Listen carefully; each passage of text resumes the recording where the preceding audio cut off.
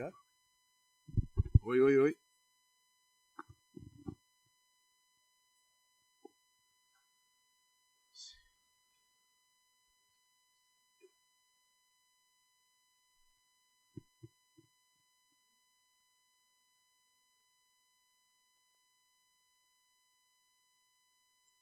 Aleluia.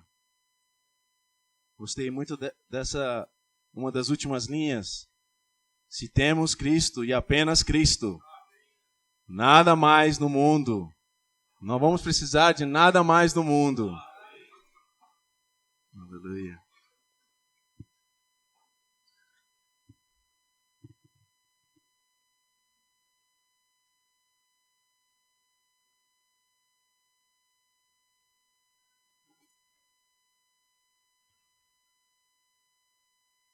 Amém. E aí, pessoal, tudo beleza? Tudo tranquilo? Quem viajou para estar aqui? Viajou mais de 1 hora para estar aqui. Eu também. Quem viajou mais de 5 horas para estar aqui? Você veio de onde? Guarulhos. Seu nome é? Lucas. Uau, nome do meu filho. Uau. Muito bom ver você aqui, Lucas. Acredito que ontem a gente teve um começo maravilhoso, né? Ontem acho que foi... não sei como descrever. Acredito que deu a todos nós, pelo menos, uma figura, né? Um quadro do que é o mundo. Pelo menos essa foi a minha impressão. E a Bíblia, ela usa pelo menos 3 cidades, né? O irmão passou por isso, né? No esboço, para descrever o nosso mundo, né? Porque o mundo ali, se a gente olhar para a janela ali, é o mundo em que estamos. Quem lembra quais são as 3 cidades? Sodoma, Egito e Babel. Primeira cidade, na sequência, né? Vamos na sequência lá em Gênesis. Primeira cidade é Babel. Alguém lembra o que tem ali em Babel? A Torre de Babel. A galera o quê? A galera se juntou, né? Seu nome é? Lorenzo. A galera se juntou, né? Igual quando a gente se junta ali, bora jogar bola. Daqui a pouco a gente vai jogar uma bola ali, né? Bora. A galera se uniu. Todos falavam o mesmo idioma. E eles tiveram uma ideia. Pô, vamos construir uma torre aqui. Vamos fazer o nosso nome grande. Vamos chegar até o céu. Então a gente vê, né, o que o Josiano falou ali, a questão de rebelião com idolatria. Aí depois a segunda cidade, Gênesis 19. Qual é? Sodoma. E aí Sodoma é o que a gente vê ali? Eu gostei da palavra que o irmão usou ontem, né? Perversidade. E eu estava visitando essa passagem, né? E eu fiquei assim, chocado. Vamos lá, quem está com a Bíblia aí? Gênesis capítulo 19.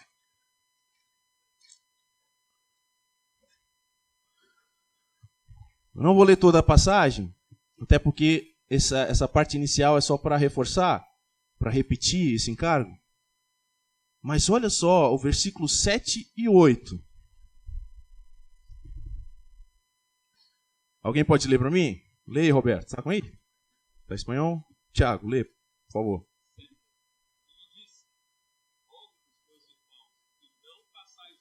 Tenho 2 filhas virgens.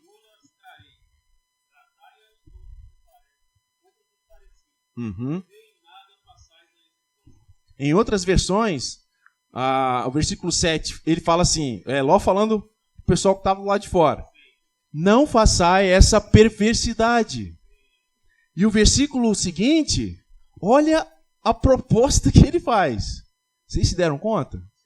Ele oferece as suas próprias filhas, virgens ainda, para que eles pudessem fazer tal perversidade com elas.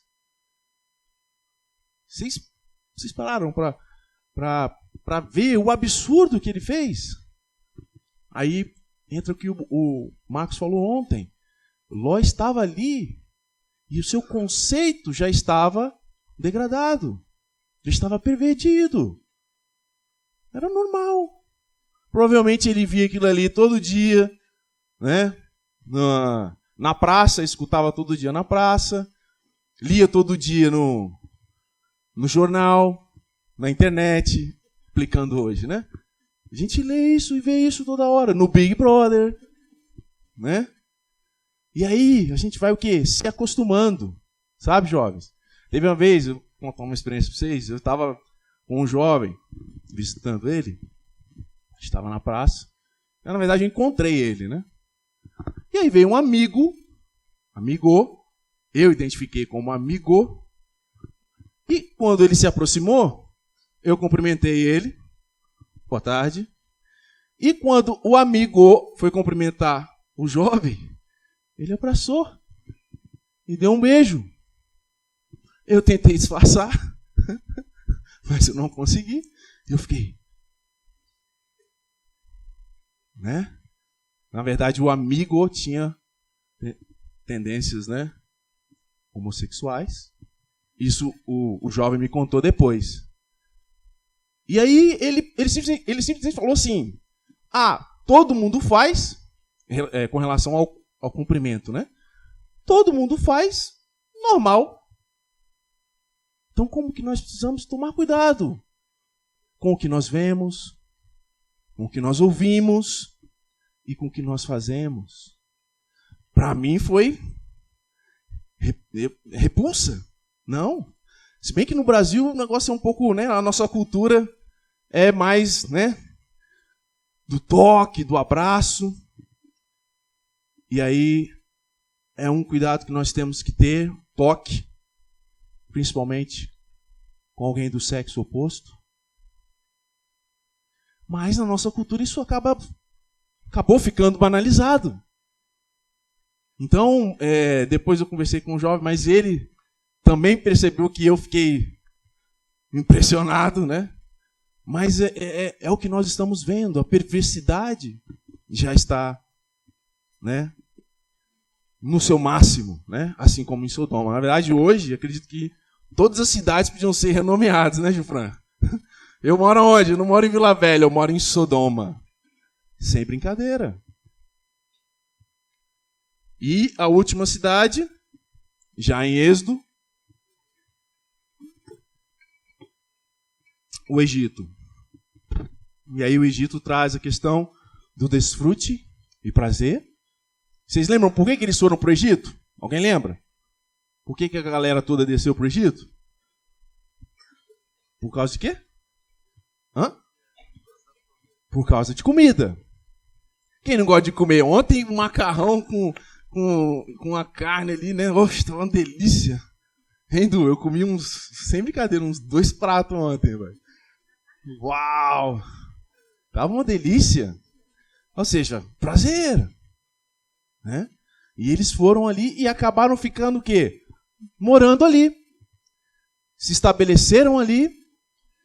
E aí, mais pra frente, o faraó olhou a situação e falou: essa galera tá crescendo. Vamos torná-los o quê? Escravos. Aí da subsistência, ou seja, algo que era feito só para viver, para sobreviver, eles se tornaram escravos. E foram muito escravizados. Né? Até descrevemos, né, ouvimos, né, eles estavam sob domínio, sob tirania. Né? E mais para frente, quando Moisés vai até Faraó, né, Moisés chega para ele e fala: o Senhor está falando para eles irem embora, libera o povo. E sabe o que o rei Faraó virou e falou para ele? Quem sabe? Faraó virou para ele e falou assim, provavelmente acho que riu, né? E falou: esse pessoal está ocioso. Ou seja, esse pessoal não está fazendo nada. Só pode. Que absurdo é esse? Aí o que ele faz? Ele aumenta ainda mais. Se você produzia 100 tijolos por dia, você tinha que produzir 200 agora. Está ocioso. Então, o mundo também, né, tem esse aspecto. Mas eu acredito que seria mais prático para nós a questão do prazer, do desfrute do prazer, né? A maioria de nós, de vocês, tem os pais, né? Então eu creio que o trabalho, a subsistência não é muito tangível, mas tem a questão do prazer, né? Quantas horas hoje, né? Não ficamos ali às vezes jogando um videogame, tendo prazer. Quantas horas não ficamos aí nas mídias sociais, vendo o que nos dá prazer. Então, se a gente olhar, o mundo nos escraviza até nisso. Pode nos escravizar até nisso.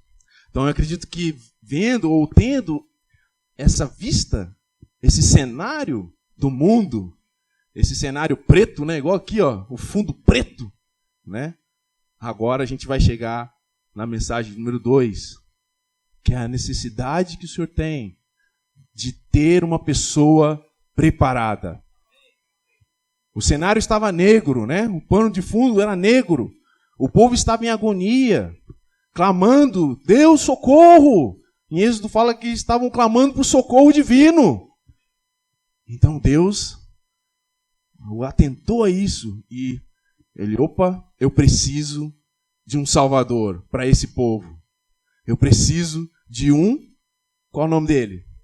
Moisés. Então vamos agora no esboço número 2 aí no nosso conjunto de esboço.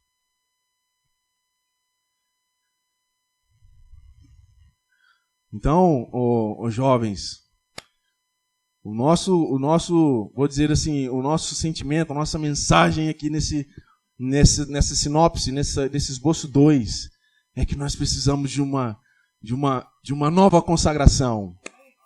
Deus quer fazer algo, os jovens, tremendo. Sabe o que Ele quer fazer? Ele quer terminar o que a gente chama de era, ou tempo dispensacional. Ele quer terminar essa era, esse tempo. Ele quer introduzir um outro tempo.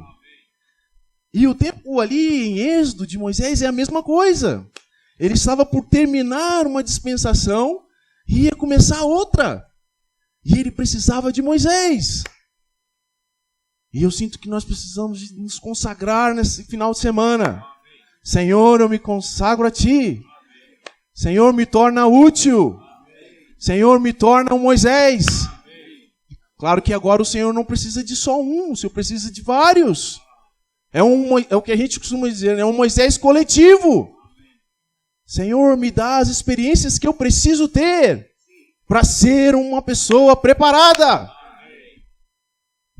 Tempo atrás eu tive uma experiência desagradável. Já um tempinho atrás, eu comecei a trabalhar numa grande empresa. E essa empresa se uniu a outra empresa, chamamos de joint venture. E teve um pente fino, aonde eu estava, que ia reduzir muito os quadros, né, de funcionários para essa união. E eu não estava preparado. Eu fui mandado embora. Então, jovens, nós precisamos estar preparados. Porque o que o Senhor precisa fazer, Ele vai usar aqueles que estão prontos. Aqueles que estão preparados. Por isso que nós precisamos ter essa oração. Senhor, me consagro a Ti. Me torna essa pessoa. Me torna esse vaso preparado. Eu não quero perder, Senhor, as oportunidades. Hoje, Senhor, vamos nos consagrar de maneira nova e fresca. Não vamos deixar que a rebeldia nos afaste de Deus. Talvez você tenha uma rebeldia com sua mãe. Todo dia você chega da escola, sua mãe, meu filho, eu estou falando porque eu já passei por isso. Meu filho, eu não já falei, antes de almoçar tem que chegar, tirar a roupa, tomar banho. Não, mãe, estou com fome. Isso é rebeldia. Talvez temos uma rebeldia na escola, com o professor. Gustavo, né? Você já vai para a escola, Gustavo? Aham. Você tem professor, não tem? Então, às vezes, nós temos uma rebeldia com o professor. Estevão, já não falei para você ficar sentado aqui? Aí o Estevão está lá atrás, sentado na última cadeira. Não. Talvez a perversidade. O irmão tocou ontem coisas muito delicadas, muito sérias. Que nós precisamos o quê? Não sair contando para todo mundo, se não é o correto. Ele falou, buscar ajuda. Precisamos buscar ajuda, jovens. Talvez estamos passando por um momento de escravidão. Um pecado que não nos abandona. Vamos, algum irmão maduro. Me ajuda, irmão. Ir ao Senhor, é claro, ir ao Senhor. Senhor, me ajuda. E talvez estamos escravizados nos prazeres. Mas que o Senhor nos salve dessas situações, irmãos. E nos torne Moisés de hoje. Esses que estão prontos, preparados para o Senhor poder o quê? Mudar. Mudar essa era. O Senhor quer mudar essa era, jovens. Mas por que Ele ainda não fez isso? Porque Ele ainda não tem os preparados. A partir do dia, do momento que Ele ganhar esse Moisés coletivo, Ele vai mudar a era. Aleluia! Vamos nos consagrar para isso. Nos entregar para isso. Temos que ter a oração, Senhor, torna-me um vencedor. Isso é ser um vencedor. Esse que vai poder proporcionar a Deus a oportunidade de mudar a era, terminar essa era, introduzir a era do reino. Amém? Vamos ter esse tipo de oração agora. Cada um pode fechar o seu olho. Vamos nos consagrar ao Senhor. Senhor, eu me consagro a Ti, Senhor, para ter as experiências que eu preciso ter, para ser uma pessoa preparada, para ser um vaso útil a Ti, para o Senhor poder mudar essa era. O Senhor me torna um vencedor.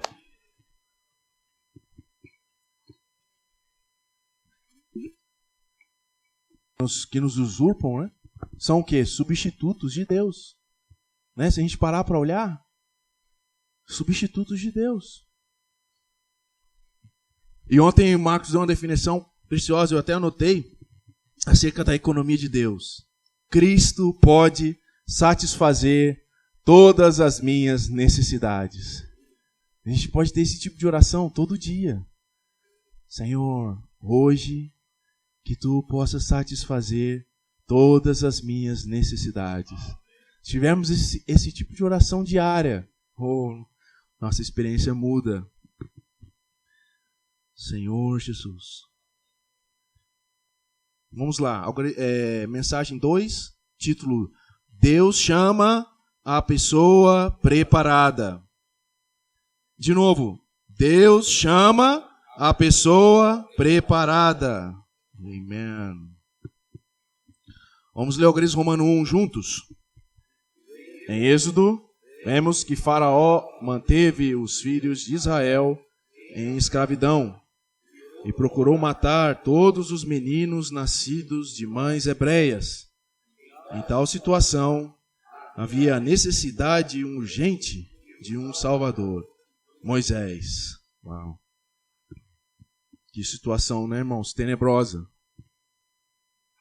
O inimigo, né, representado aqui por Faraó, ele sabia que para o povo ser salvo, ser libertado, ele precisava de ter essa vida denominada vida masculina, né? Então, qual foi a estratégia dele? Vamos matar todos. Vamos matar todos. Porque essa é a vida pujante, é a vida forte, que poderia ser o líder, o Salvador, que é claro, em figura, representa o próprio Deus. Ele é o nosso Salvador. Ele é o nosso, em Hebreus tem uma expressão para ele, é o capitão da nossa salvação. Ele é o que vai adiante. Ele é o que nos lidera. Então a estratégia do inimigo é o quê? Vamos matar essa vida. E preservava o quê? Mandou preservar a vida feminina. Vamos ler a letra A, os irmãos. Na preparação do Salvador, Deus usou a vida feminina para preservá-lo. Aqui nós temos um outro aspecto da vida feminina. Lembra que a verdade na Bíblia tem sempre dois aspectos. E o aspecto aqui é positivo. A vida feminina ali foi útil para Deus. Para quê? Para preservar a vida masculina, que Faraó mandou matar. E as histórias aqui são muito legais.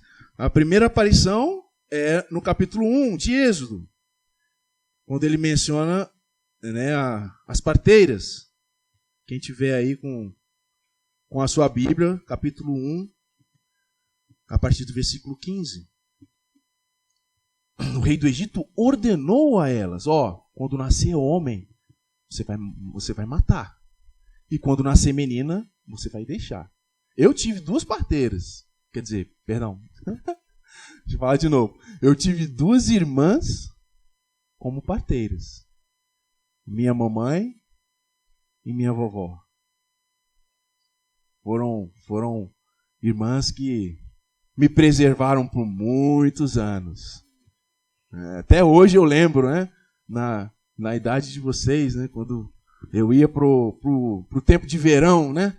O programa de verão lá em casa era ir para casa da avó. 4 meninos e viajar para longe. Não dava, né? Então o programa de verão era ir para casa da avó. E aí eu lembro como se fosse hoje. Assim, hoje, igual hoje, manhã cedinho. A vovó tava lá, dormia todo mundo na sala, assim, os colchão, assim, eram só irmãos, eram 4. Tinha uma prima, aí depois mais 2 primos, os mais novinhos, todo mundo empoleirado, de manhã cedinho. Isaac tá ali, Isaac não me deixa mentir. De manhã cedinho, ela, Jesus lavou, Jesus lavou seu sangue aqui, e o mal saiu, não resistiu. Tanto que no dia, na reunião memorial, que minha avó já faleceu, nós cantávamos esse hino, né? Lembrando dela. Então, foi uma irmã parteira, né? Minha mãe também, né? Eu lembro uma vez... quantos anos você tem, Lourenço? 15? Eu estava na idade do Lourenço. Eu falei, mãe, fiquei em casa. Estou gostando de uma menina lá na escola. Eu falei com minha mãe. Lá em casa, a gente tinha... Um menino, né? Se apega mais à mãe, né? Então, eu tinha muito diálogo com minha mãe, né? Mãe, estou gostando de uma menina lá na escola. E aí eu lembro que ela virou para mim e falou assim, meu filho, vamos fazer o seguinte. Aí ela olhou para mim no meu olho assim e falou, vamos orar. E aquilo para mim foi assim, foi um choque, né? Porque a minha expectativa, até dos colegas e alguns irmãos também na vida da igreja, era ouvir o quê? Não! Não faça isso! Não pode! E ela só olhou para mim assim e falou, vamos orar um pouco, meu filho. Qual o nome dessa menina? E ali a gente orou.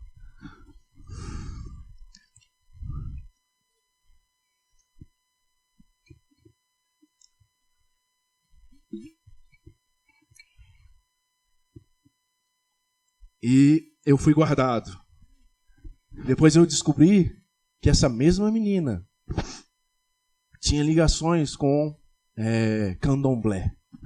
Não sei se vocês sabem, mas é um tipo de religião, mas ligadas às coisas muito negativas. Enfim, uma irmã parteira. E os jovens mais velhos, vocês também podem ser essas irmãs parteiras, cuidando dos mais novos. A intenção, lembrem-se, a intenção de Faraó é matar os meninos. Ele não brinca nisso, ele vai matar os meninos. Olha hoje no celular, quantas coisas, a porta de tantas coisas. Ontem, né, o irmão falou isso de maneira muito clara. Tantas coisas. A intenção do rei do Egito era mate os meninos. Mas nós podemos ser essas irmãs parteiras, cuidando dos nossos jovens. Não só os meninos jovens, mas as meninas, cuidando. É ter esse aspecto, né? De uma vida que vai preservar os jovens para serem preparados para o propósito de Deus. Aleluia. Letra B, as irmãs agora.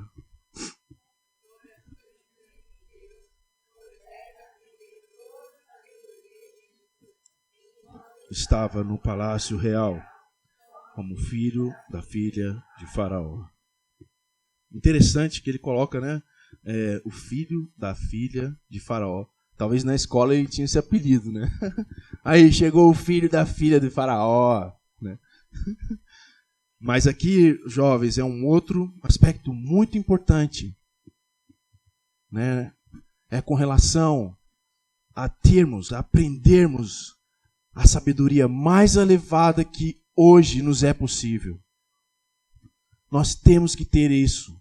Temos que ter esse desejo, né? Na minha época, foi fazer engenharia lá no Rio de Janeiro. Talvez hoje para você já vai ser alcançar um doutorado. Em termos atuais, a educação que Moisés obteve foi referente a um pós-doc. Você sabe o que é um pós-doc? Quem não sabe o que é um pós-doc? Não sabe, quem não sabe. É assim, ó, a gente estuda, vou explicar para vocês. O ensino fundamental, o ensino médio, aí depois vem a faculdade, normalmente 5 anos. Depois da faculdade, se você quiser estudar mais, tem a opção de você fazer um mestrado, normalmente são 2 anos. Depois você ainda quer estudar mais, né? Você quer se qualificar ainda mais. Aí tem um doutorado, normalmente mais 2 anos. E ainda depois do doutorado, você está fazendo as contas aí? Ó, fundamental foram o quê? 8 anos, né? Depois mais ensino médio, mais... Agora é 9, né? 9, depois mais 3, 12. Depois mais 5, 17. Depois mais 2, 19, que é o mestrado. Depois mais 2, doutorado, 21. Depois o pós-doc pode ser mais 2 anos, 23. Você está com quanto agora? 15, né? Aí, ó. Mais do que a sua idade. 23 anos. Imagina, hein? O filho da filha do faraó estudando, esmerando, se dedicando. E olha que utilidade. Ele foi o líder. Ele foi o capitão da galera. Estima-se que naquela época, cerca de 2 milhões de pessoas saíram andando do Egito. Imagina uma pessoa guiar 2 milhões de pessoas. Vocês sabem o que é 2 milhões de pessoas? Ó, o Espírito Santo tem, a última vez que eu vi, tem 67 cidades ou municípios. A população do Espírito Santo todinho são 2 milhões de pessoas. É o mesmo que juntar essa galera toda, ó. Vamos juntar a galera toda aqui na Grande Vitória, aqui, ó. Vamos embora, marchando. É muita gente. Às vezes, se você estiver vendo um jogo, né, imagina, quando tá lotado, né, lá o Maracanã, Mengão jogando, ali cabe 60 mil. 60 mil não é nem 60 mil, alguém põe de cálculo aí. Talvez é 1 por 100, né? 1 dividido por 100. É muito pouco. 2 milhões é... eu sou limitado, não consigo imaginar o que é 2 milhões de pessoas. Olha só. E depois, quando Deus estava dando para ele as instruções, né, dos utensílios, imagina. Vou dar um exemplozinho pequeno para vocês. Teve uma vez que eu estava numa aula, lá na engenharia, lá, sentei, estava lá, aí o professor falando, lá. Mas aí, na hora que você for fazer, estimar, né, o cálculo para dimensionar isso aqui, você tem que colocar um valor de força aí que seja factível. Olhei para o lado assim. Factível? Será que é de comer? Será que é de comer? Não é força. Mas aí, força? Não é de comer, não. E eu fiquei sem saber o que ele quis dizer. Aí depois eu pesquisei. Factível. Quem sabe o que é factível? Se você não sabe, o factível é aquilo que é possível de se fazer. Não existe fazível, né? aí é factível. Tá vendo, irmãos? Um exemplo bobo. Mas isso você vai ganhar lá, ó.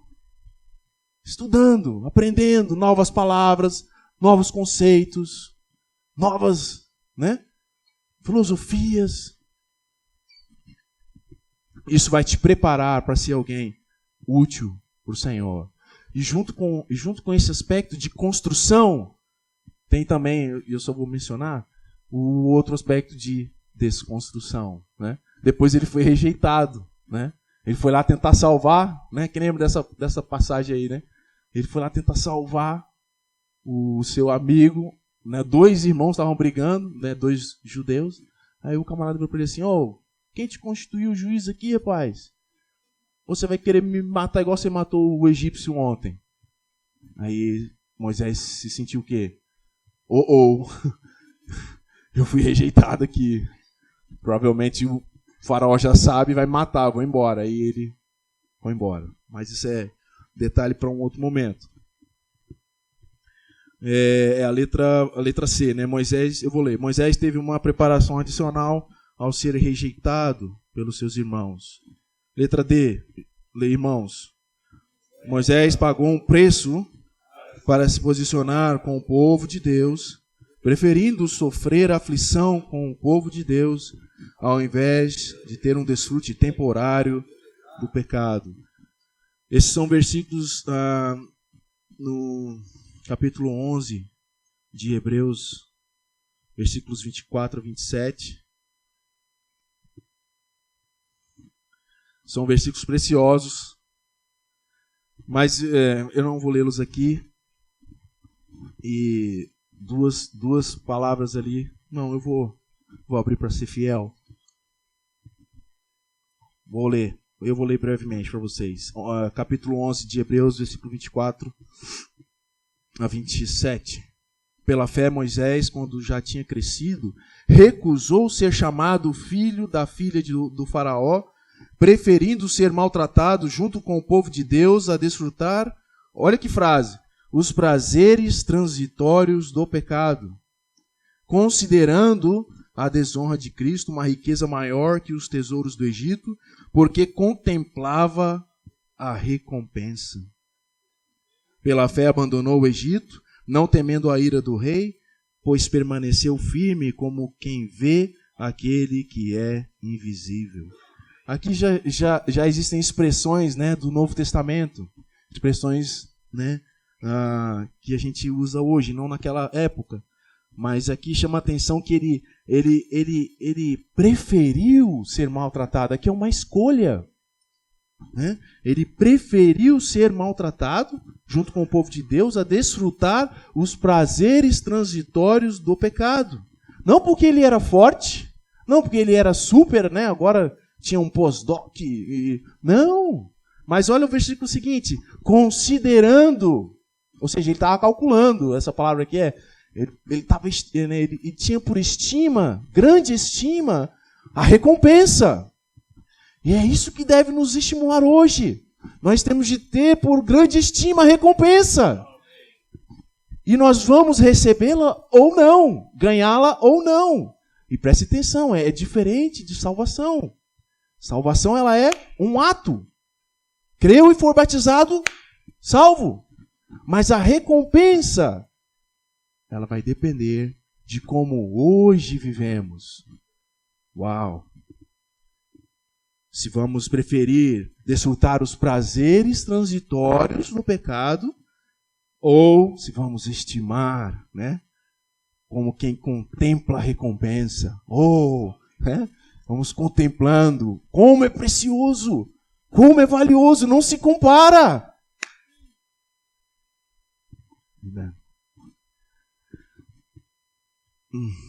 Senhor Jesus.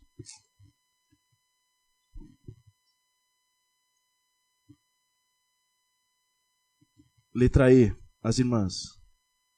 Os filhos de Deus, perseguidos, estavam clamando a Deus por libertação. E o Deus de misericórdia, graça e amor desejava ardentemente.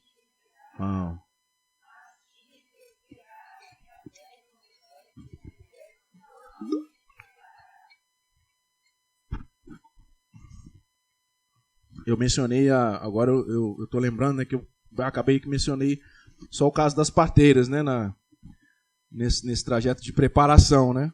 Mas teve também mais quem? Quem lembra lá da passagem? Quais outras mulheres que foram úteis? A mãe. Teve um que acompanhou. Quem foi? A irmã.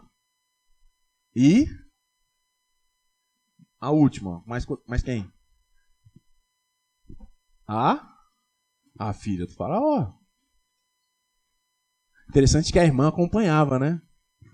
Ia descendo o rio, né? Ela acompanhava, né? E aí, Hugo, você tá acompanhando alguém? Hein?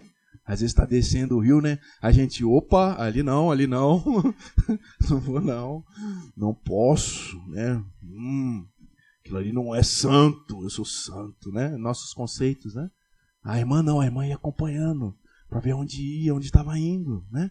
Preocupação em preservar aquele pequenino ali, né? Aí no final ela imagina a cena, né, irmão? Imagina, as mulheres acham, né, a filha do faraó com as concubinas, né, as que serviam ela. Aí a menininha chega, eu tenho uma ideia. Eu tenho uma ideia. Posso chamar uma das hebreias para cuidar dele para você? Eu acho que eu ia desconfiar, mas a Bíblia não registra isso. A filha do faraó, boa ideia. Chama lá e eu vou ainda pagar, né? Ou seja, a mãe ainda pôde continuar criando, né? A mãe de Moisés, e ainda recebeu um salário, né? Olha como a soberania de Deus, né? E às vezes a gente não percebe no nosso dia a dia. Mas Deus também, jovens, está cuidando, né?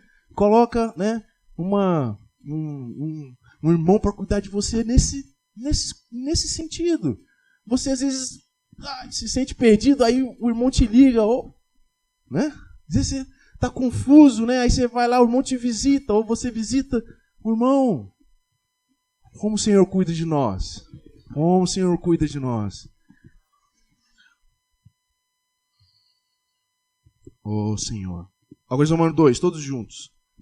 Moisés é o modelo padrão do servo de Deus e seu chamamento é o padrão para o chamamento de todos os servos de Deus.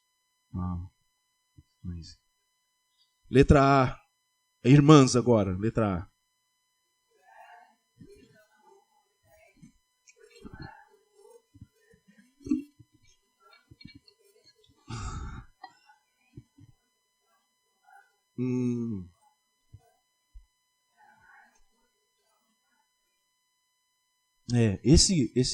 Essa parte, antes de eu desenvolver essa parte, ainda sobre a vida feminina, não lembrei disso, acho que o Senhor quer pensar um pouco mais. Lembra que o inimigo, ele está sempre competindo, certo? Sempre competindo, porque o objetivo dele qual que é? É matar, certo? E aqui em Êxodo, nesses capítulos, nós vemos esse aspecto de, né, mantedor, cuidador, né, esse aspecto, né, feminino que preserva, que cuida. Vamos olhar agora na janela. Vamos olhar na janela agora, o mundo. Como que está sendo hoje trazido a questão da vida feminina, da mulher? Olha a questão dos conceitos que eu falei no início. Olha como a coisa vai entrando. E a gente, quando se dá conta, estamos cheios disso. Olha os filmes, hein? Já não bastava o Hulk, agora tem quem? A mulher Hulk, né? Já não bastava o Super-Homem, agora tem né? Agora a mulher né? Estão o quê? Masculinizando a mulher. Daqui a pouco, já vemos isso, né? Não tem mais diferença. Elas são iguais. E começa com coisas justas, é claro. Por que a gente recebe menos que eles? Né? Começa assim. Mas aí a coisa toma hoje um nível em que, não só hoje, mas daqui a alguns anos, não vai haver diferença. Olha como o inimigo tenta, né, destruir, desconstruir, né, os conceitos de Deus, a natureza que Deus coloca, os princípios. Temos que ter muito cuidado, jovens, com o que estamos vendo, com o que estamos ouvindo, para sermos salvos desses conceitos. Aí aqui no capítulo 3, é a experiência que Deus chama Moisés. É a famosa, né, passagem que tem lá a sarça, né, queimando. E a letra A, né, fala que ele estava do lado oposto do deserto. Né? Do lado oposto. Ele não só foi no deserto, ele não só chegou no deserto, mas ele foi no lado oposto do deserto. Imagina.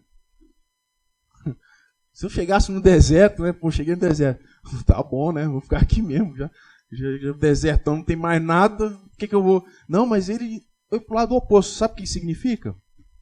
Que o chamamento de Deus sempre vem quando nós estamos numa situação, vamos dizer assim, que ninguém lembra da gente, sabe?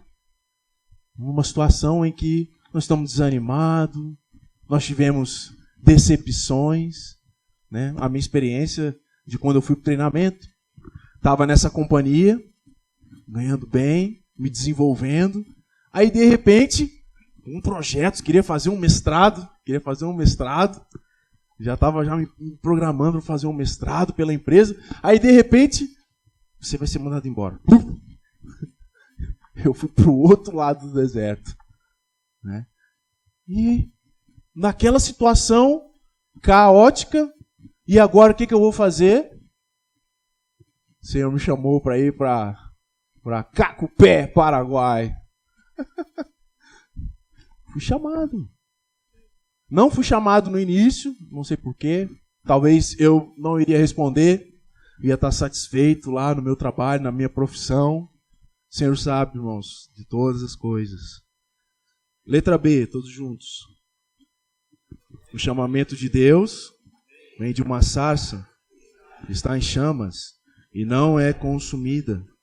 A sarça representa o próprio Moisés, e o fato de Deus o chamar no meio de uma sarça indica que o lugar do seu chamamento é dentro de nós. Interessante que lá em Êxodo, capítulo 3, versículo 1, quando ele olha o arbusto queimando, ele fala assim, que coisa impressionante! Aí ele se aproxima para ver o que era aquilo, né? Que estava o fogo queimando, mas ela não se consumia, ela não se degradava, continua como que intacta. E isso significa o quê? Não explica aqui no final. O Senhor nos chama no nosso interior. Como está a nossa vida íntima, a nossa vida interior com Deus, né? Como está indo? Se nós não estivermos ali, nós não vamos ser chamados. Se estivermos vivendo só de aparências, né? Nós não vamos o quê? Ouvir o chamado do Senhor. Então, por isso que é importante conversarmos com o Senhor em tudo que estivermos fazendo. Isso é viver uma vida interior com o Senhor. Senhor, vem comigo para a escola. Vem comigo, Senhor. Vamos para a escola hoje. Senhor, estuda aqui, matemática. Eu não gosto muito de matemática, não, Senhor. Eu não gostava de português. Nossa, as aulas de português. Tem nome de professora de português que eu lembro até hoje. Ai, Senhor, hoje vai ter aula com a Regina de novo. Senhor, me ajuda. Nós precisamos desenvolver nossa vida interior com o Senhor. Entendeu? Ouvir o Senhor. O Senhor não vai chamar, né? Oh! Não, às vezes vai ser um sussurro. Vamos estar atentos. Às vezes vai ser um sussurro. Não clica aí, não vai aí, não. Baixinho, né? Eu falei alto, mas... Não clica. Aí você clica e vai embora. Não abre. E você abre e continua vendo. Tá bom? Isso é uma palavra só. Suficiente, pode parar. Mas a gente vai. E 1 hora, 2 horas, 3 horas. O lugar do chamamento, do seu chamamento é dentro de nós. Amém. Agora, Romanos 3. Quando Deus chamou Moisés de uma sarça ardente, Moisés queria saber o seu nome. Uau. Aqui, eu não vou ler todo o algarismo pelo tempo, mas uma pergunta. Qual que é o nome do seu Deus? Hein? Você já teve essa curiosidade? É Jesus? É Cristo? É Jesus Cristo? Senhor? Qual que é? Lucas também ali, ó. Lucas. Se um colega seu perguntasse, ô Lucas, esse final de semana eu vi um negócio de Deus lá na igreja onde eu vou. Você tem Deus, Lucas?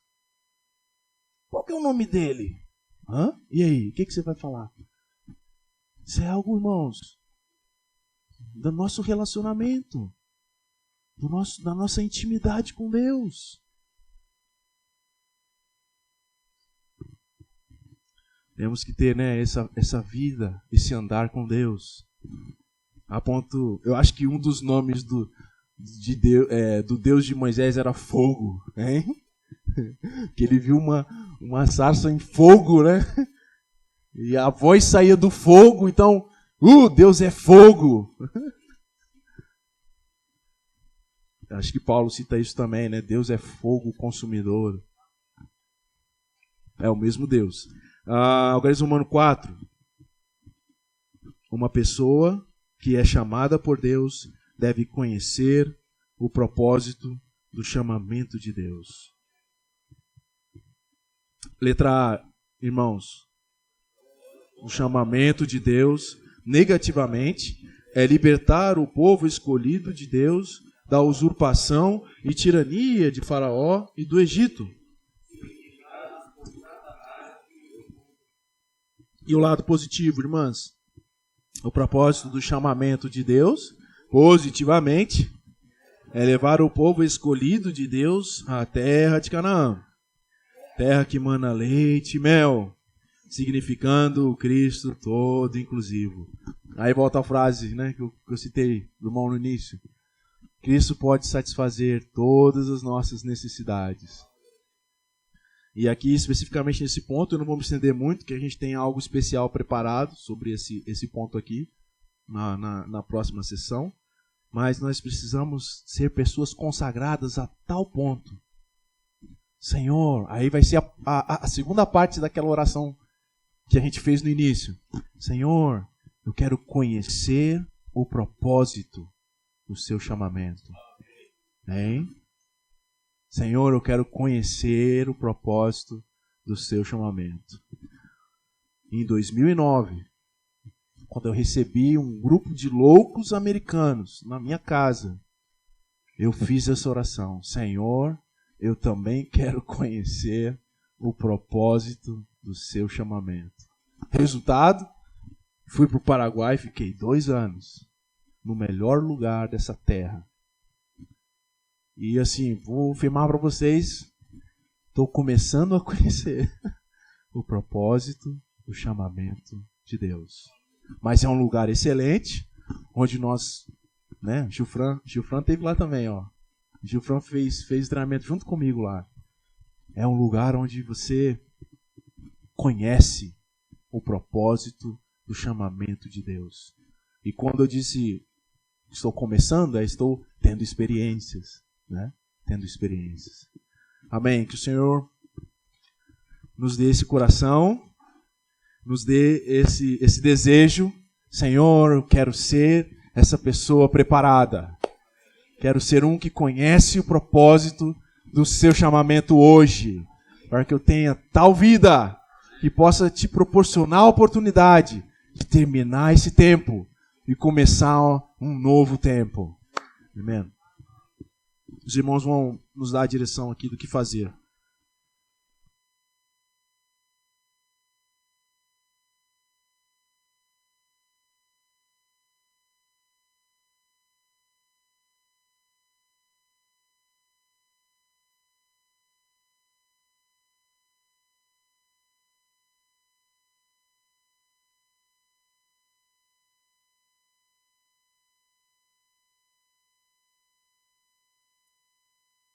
Minutos para compartilhar. Amém?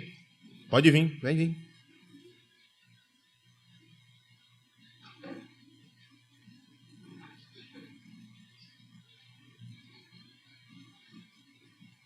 Amém. Eu gostei muito do ponto no algarismo romano 1D, que diz: Moisés pagou um preço para se posicionar com o povo de Deus, preferindo sofrer a aflição com o povo de Deus, ao invés de ter um desfrute temporário do pecado. Eu lembrei de uma situação que eu passei, foi numa quinta-feira, foi bem marcante, que eu acordei, eu estava muito animado com o Senhor, eu falei: Senhor, hoje eu vou passar o dia inteiro na sua presença. Aí vai ser provavelmente difícil, mas eu quero passar o dia inteiro na sua presença. Aí eu fui para o trabalho, cheguei lá, 7h30, comecei a abrir a loja, aí chega um cliente, começa a me tirar do sério. Aí eu parei: oh, Senhor Jesus. Aí depois de 2 horas, a minha esposa me liga: amor, não briga comigo não, mas eu bati o carro. Aí eu: oh, Senhor Jesus, não vou me irritar. Aí daqui a pouco tá de tarde, ligo pro meu irmão, ele começa a me querer discutir comigo. Aí eu: oh, Senhor Jesus, eu não quero sair da sua presença hoje. E foi uma experiência muito, muito boa, porque eu vi como quando a gente decide se consagrar para o Senhor, as situações vão vir, mas a gente não pode se desanimar. Aí passei situações, mas eu estava em paz. Eu pude desfrutar do Senhor nessa situação, mesmo sofrendo, porque o sofrimento vai vir, só que a gente tem que escolher estar com Cristo durante o nosso sofrimento. Amém.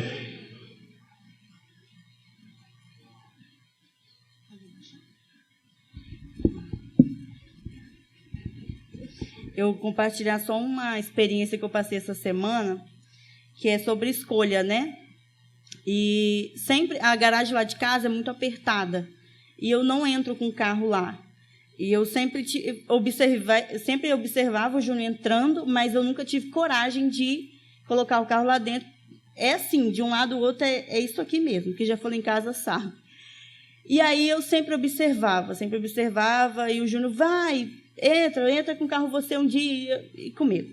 O Júnior está estudando à noite agora, e esses dias eu tive que cheguei em casa sozinha com o Eric à noite. E aí eu olhei, eu falei: meu Deus, como que eu vou colocar esse carro aqui dentro? E aí foi tão... Irmãos, o Senhor queria muito falar comigo sobre esse ponto específico, para mim foi muito precioso. E aí eu falei: eu vou colocar esse carro aqui dentro sozinha. E já era umas 9h30 da noite, estava tarde já. Abri o portão, falei: Senhor, eu preciso de ajuda. E aí Eric na cadeirinha já dormindo, aí eu fui, irmãos, assim, foi tão rápido. E aí quando eu entrei com o carro lá dentro, o Senhor falou assim: é isso que eu quero de você, escolha, aprender a me escolher. E aí quando eu orei ao Senhor, eu falei: Senhor, eu preciso colocar esse carro aqui dentro, me ajuda. Mas eu fiquei tremendo igual eu estou agora, assim, eu estava tremendo muito, porque é muito apertado. E aí eu podia deixar o retrovisor para trás, fiquei naquele medo, né? E aí quando o irmão falou sobre se posicionar e ter essa oração do propósito, depende de nós. Nós precisamos escolher, nós precisamos se posicionar pelo Senhor. E essa experiência foi real, que eu falei assim: eu preciso compartilhar em algum momento na conferência, porque, irmãos, quando a gente fala, o Senhor ouve e o Senhor responde. Às vezes não é no nosso tempo, mas acontece. Em um momento ou outro, o Senhor vai estar ali com você, e aí se posicionar. E quando ele falou da oração do propósito, irmãos, depende de nós também orar por isso. E falar: Senhor, eu preciso conhecer o propósito de Deus. E aí, outra coisa que ele falou sobre a nova consagração. Realmente, tem um hino que eu amo: ó, nos torna, então, seus nazireus, consagrados, puros de coração. Eu amo esse hino. E realmente é uma nova consagração. Que possamos sair dessa conferência pedindo ao Senhor esse renovo, essa reconstrução, esse novo propósito que o Senhor quer para nós. Amém. Amém.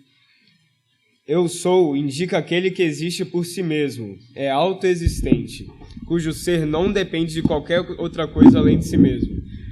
Muita gente costuma falar, Deus ama muito, Deus... Não, Deus é a definição de amor. Tudo que você pode imaginar que amor... Não, Deus é amor que corrige, amor que cuida. Tudo. Indica aquele que existe por si mesmo, é autoexistente. O Deus que chama a si mesmo de eu sou.